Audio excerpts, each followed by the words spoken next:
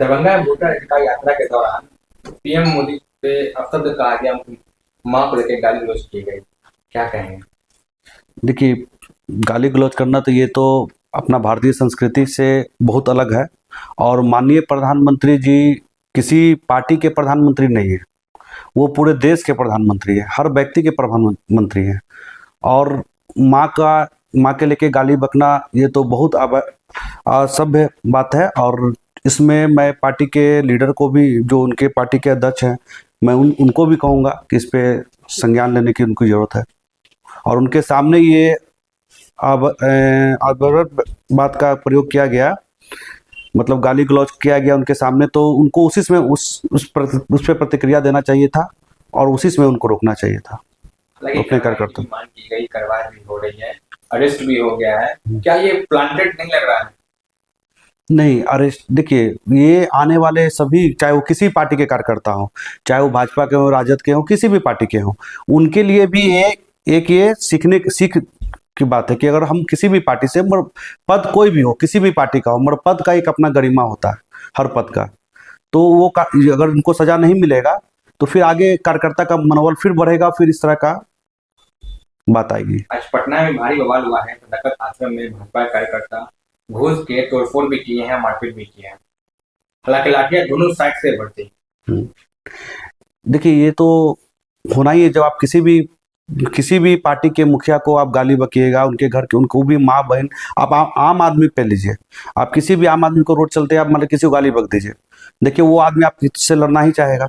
तो इसमें ये तो होना ही था, मगर इसमें अभी दोनों पार्टी को ध्यान रखने की जरूरत है। और जो उनके महागठबंधन के जो अध्यक्ष हैं, उनको ये चाहिए था कि इस पे हम इनसे क्षमा मांगने की जरूरत थी।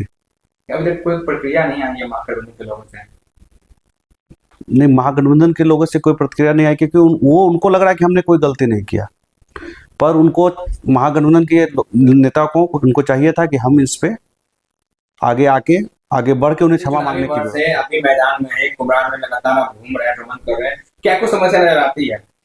देखिए, समस्या तो कुम्हरार विधानसभा क्षेत्र में है।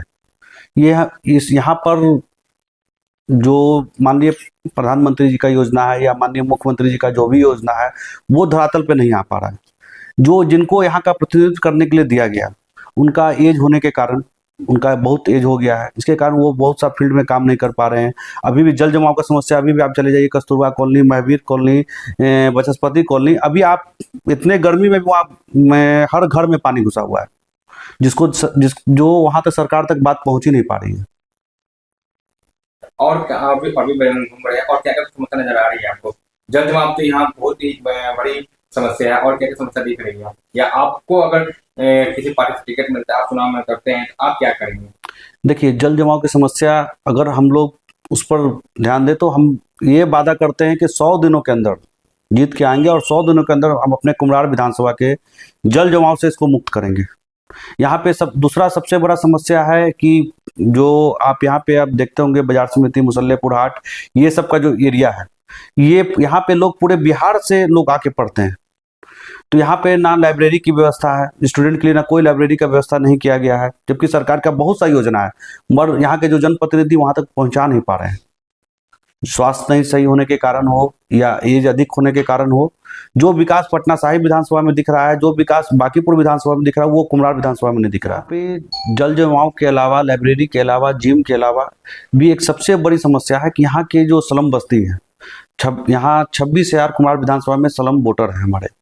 वहाँ पर उनकी जो बेसिक जरूरत है, जैसे उनके पास आधार नहीं है, उनके बिल्डिंग में अगर आप जाइएगा जहाँ पे वो रहते हैं, तो वहाँ पे आप रह नहीं पाइएगा 10 मिनट भी। तो मैं सबसे पहले, अगर मैं किसी पार्टी से भी जीत के आता हूँ, अगर टिकट हमको मिलता है और हम चुनाव जीत के आते हैं, तो सबसे पहले मैं स्लम बस्ती का विकास का काम करूँगा।